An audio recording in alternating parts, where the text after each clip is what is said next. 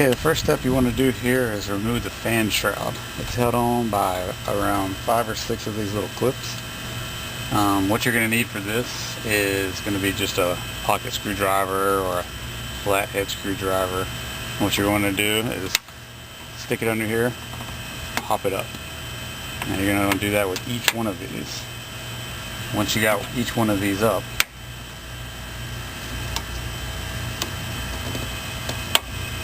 what you're going to want to do is it's just going to be able to pull out like this. So once you have all 1, 2, 3, 4, 5 of these, you should be able to just pull it right out like that. Okay, your next step is going to be taking a 10mm socket wrench. You're going to want to remove all 4 of these radiator bracket retainers. So you're going to have 1, 2, 3, 4. So what you're going to do is just remove all of these so you can have more access to the radiator itself, so it'll be able to flex a little more so you can be able to pull the fans out. So once you have these bolts removed, then you're just going to pull out the bracket. Make sure to save your bolts and put them somewhere with it so you know where they go and you don't lose them. Okay, your next step is taking a pair of pliers. You're going to want to remove the top radiator hose clamp. I use this style, gets in there pretty good, but you can use any kind of pair of pliers you want. Just here's an important note here is just to make sure that the car is cool.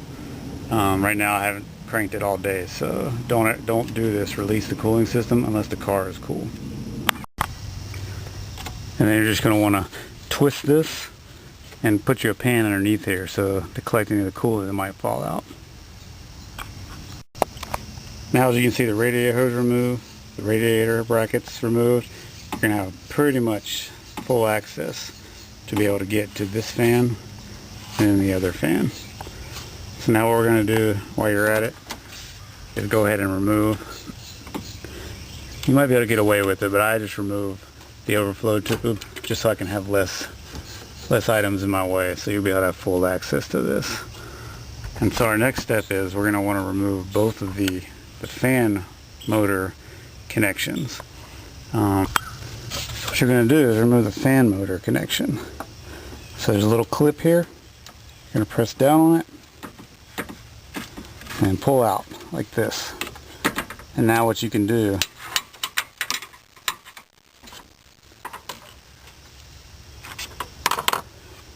now you're going to press down on this clip, pull it off. So you've got it disconnected. Now do this with also the other side fan.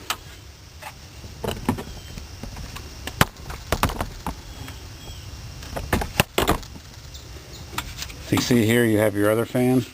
You don't have to use a screwdriver. It might help if it's in a tight situation, but you're going to push down right here, pull out. Take your clamp here, your clip, press in, pull out. So now both your electrical connections are disconnected. Now for both fans, you're going to have a 10mm bolt on each side, right here, and on the other side, right here, right here, and also right here. You're just going to want to remove those 10mm bolts so you can have access to be able to pull the fan out. Also, you're going to remove this 10mm bolt holding on the coolant reservoir. It's just going to be in your way, so you're going to want to remove this one bolt and to pull it out. Now with your 10mm bolt removed from your coolant reservoir, you should be able to just pull it out of your way. Now you're going to have full access down here to your condenser fan motor.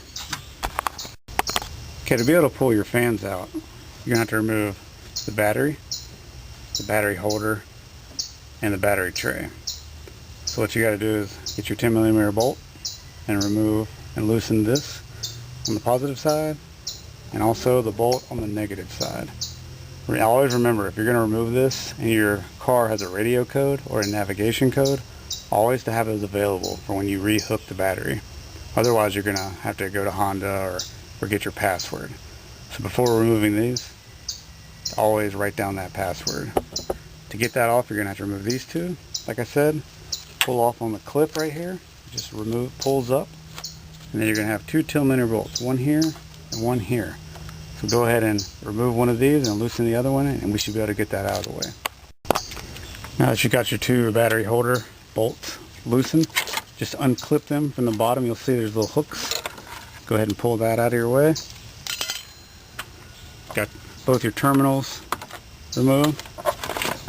And now, carefully, you can remove your battery cover if you need to. Pull that out your way. Little battery tray here.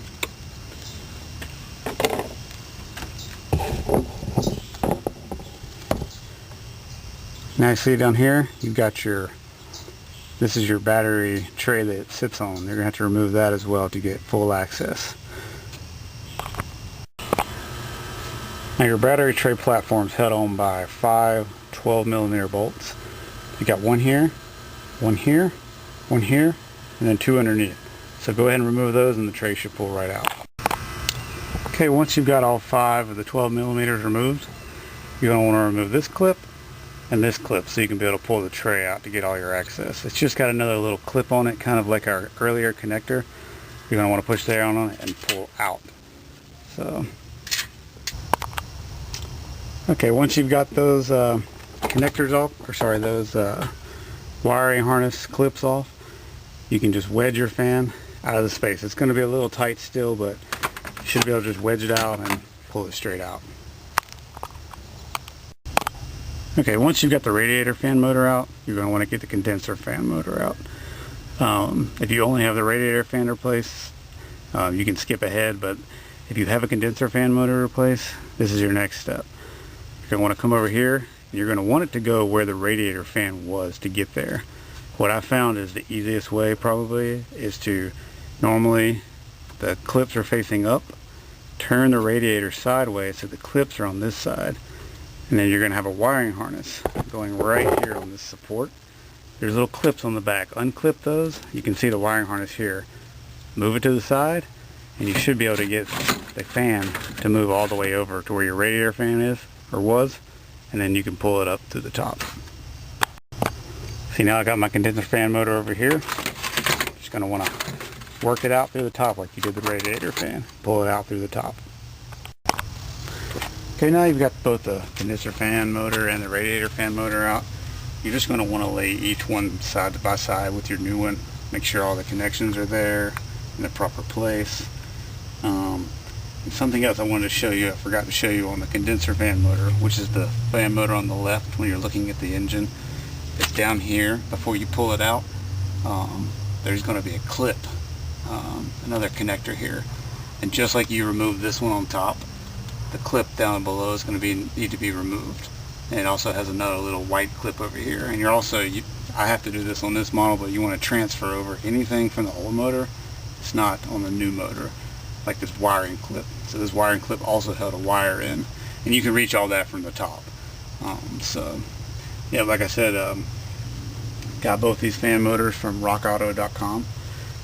Saved quite a good bit of money over even buying locally, and a lot more than buying at the dealership. So it's just another option. I'll give a link in the description to rockauto.com. They're great, ship fast, their prices can't be beat pretty much. Great customer service. I've called them a few times for some maybe small issues. They took care of me right over the phone. So I'd really like to give a shout out to rockauto.com. So let's go ahead and go forward and put these things in. I mean, I hate to do reverse is the opposite of, installation is the opposite of removal, but I mean, basically it is in this situation. So you're going to want to start with your condenser fan motor.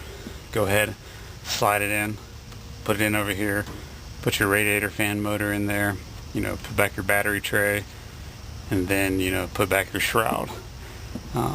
Also put all your batteries and all the accessories on there. Just make sure to put all the clips back where they were. Honda designed them in a certain way so they wouldn't touch other things that get hot or rub on things or rub through wiring harnesses. So even all these small clips throughout all of your installation and removal. Make sure to put those back, because you don't want to end up with a problem later on that could, cycle into something bigger because you didn't put a clip on. It rubbed something. I mean, it could even cause fires in some instances. So go ahead and just make sure to put it back the way it came. Okay guys, got both fan motors in. Hope you can hear me. Both fans are running great. One thing I forgot to say and mention is you are going to lose a little coolant when you get rid of remove the radiator hose. So go ahead and top it off. Make sure there's no air bubbles in the system. Yeah, I mean, other than that, just make sure it works. And run your air conditioning, go for a drive, make sure there's no overheating. And I hope this video helped, and if anyone has any alternate ways to do it, I'm always up for suggestions. This is the first one I've ever done, and I think this might apply to 2003 to 2007 models, maybe even past that, maybe CRVs of that vintage. But yeah, any questions you got for me, leave them in the comments, or you can email me, hondapartshero@gmail.com. As always, if you need your wiring harness needs for your Honda and Acura, www.hondapartshero.net. Thanks for watching, guys.